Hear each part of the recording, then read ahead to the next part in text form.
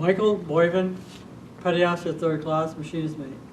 From there, I requested duty to a different ship because a friend of mine was on this destroyer escort, which was only 5 years old.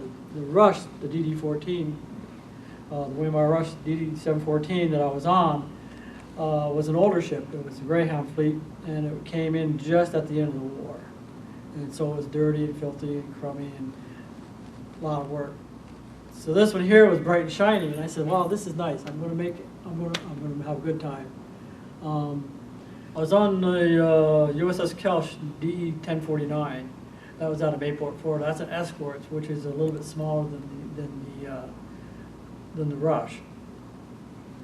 So what I didn't know is that as soon as I reported to the ship, in a few weeks after that, they were going back to the Middle East, which we just come back from.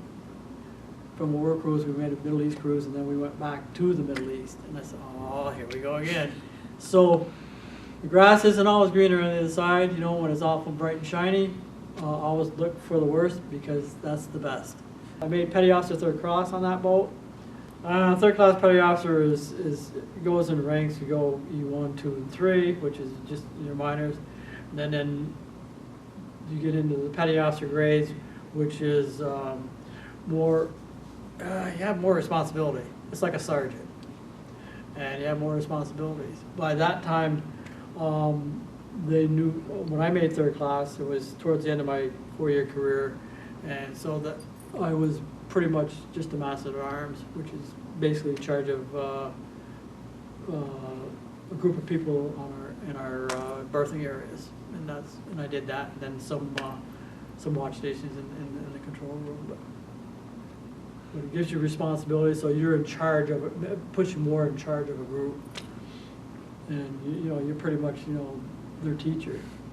Responsibility was the same as what I was on the Rush, except for like I say, I made PO3 on that ship, so my responsibilities was I had 4 in charge, and was pretty much like I said earlier, that it puts you in charge, so you are responsible for these people, as well as instructing them on what to do, and if they don't know how to do it, making sure they know how to do it. So you're teaching them as well as anything.